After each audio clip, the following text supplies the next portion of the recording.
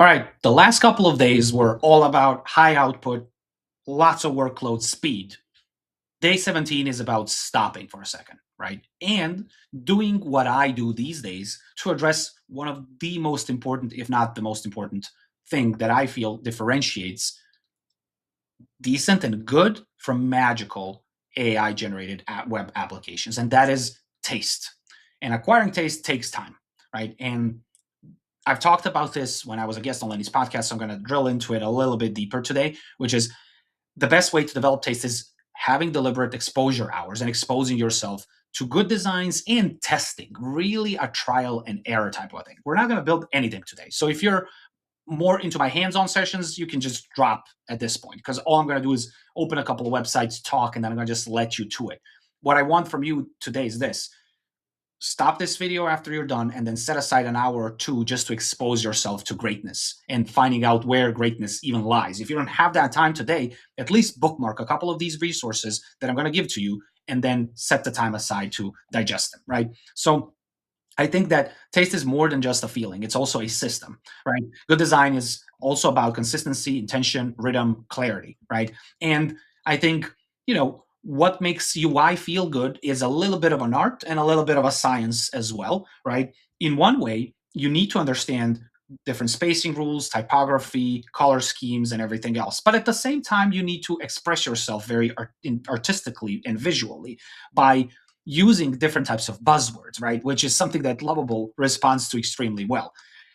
I think a lot of people fall into this trap when working with Lovable of trying to prompt their way into building entire websites, multi-page, dozens of pages websites, versus thinking in terms of smaller chunks and designing things component by component and trying to nail down one page to be on brand and then transferring that over into the guidelines and into the components and utility files that Lovable would then reuse, right? I think that there is a part that is about prompting, which is why I'm giving you 10 prompts and I want you to try any one of these, right? Whether it's a prompt that will help you develop a global design system, or one to provide a proper tone anchor, or another that is actually about fixing and making sure that things are consistent, mobile friendly, or things like taking stuff away, right? Remove sometimes the best design decisions are not about adding new things, but about removing some of the things that are no longer necessary. And I think I like prompts like these, and I really want to encourage you as you work with Lovable to use it again as a companion. Instead of trying to impose and dictate your style, really try to talk through it to see what users may find confusing, heavy, or unnecessary, right?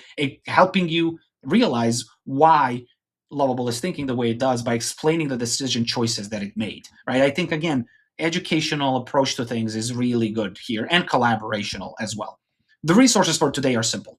Most of the designs you're going to read today come from no one other than our very own Felix, who's our head of design, pretty much, right? And I think it's great to read through some of his prompts, some of the way he thinks about building things. Another great resource from him is this great library and prompt hacks for design, how to describe things, how to express yourself when you do this. I'm not going to be the one showing you what great designs looks like when we have Felix, who's a designer himself. So when I say expose yourself to greatness, expose yourself to the best at a particular craft. I'm a really bad designer, so you don't want to look at my designs. You want to look at somebody who's way ahead of the curve. And again, open up all of these resources and try to incorporate them into your design, right? I've told you this before. Use metaphors. Give Lovable a role of a design partner, right? Don't just assume that you know better than it does, right? Let it run this alongside you. There are a couple of other resources in here, some prompt hacks, right? Where you can use more than just what's considered a bad prompt, and enhance them with a little bit of more dynamics, right? With the proper use of terms that I sometimes lack as a non-native speaker myself as well. And then, as I mentioned, this link right here opens you up to buzzwords, right? For me, this was a big unlock when I was first starting off. This resource was built by Felix a while back, and for the first time. And when I tried and started using these, I really noticed a massive difference in the output, right? Now, a lot of times I also want to imply or basically create a specific style in Lovable.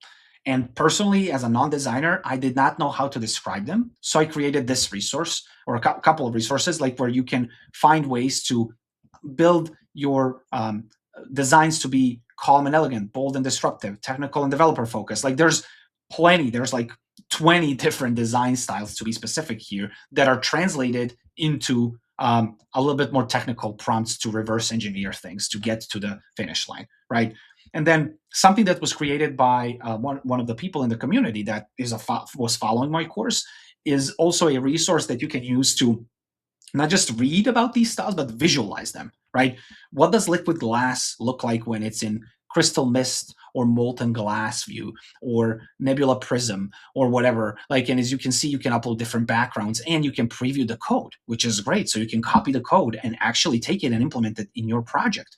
I think this is amazing, right? This is a great resource. Again, glass morphism, another pretty popular style with different rounding and different corners and everything else, just different shapes and sizes. Neomorphism, again, another style that you can implement into your project. So I also have the resource that I built with 18 different styles. Again, something that may be useful for you. If you don't know how to describe these or implement these, but you like them, you can just click to copy the prompt essentially and have them built that way, right? So let's take clay morphism, for example. And if I click on it and click to learn more, I can copy the full prompt.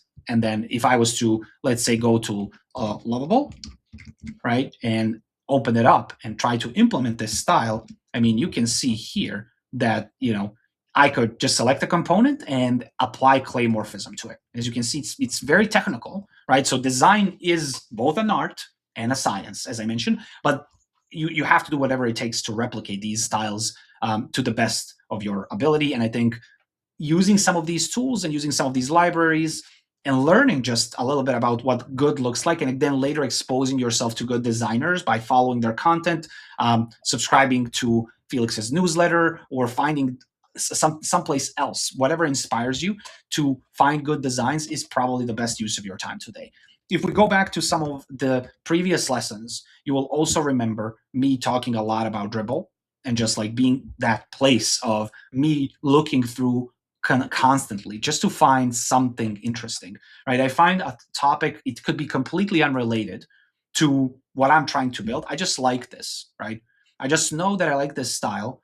And from there, I can probably go to Lovable and ask it to build me an app inspired by this style for something else. Or maybe you don't want to go to Lovable just yet. Maybe you want to go to ChatGPT and have it generate a couple of app images based off of this.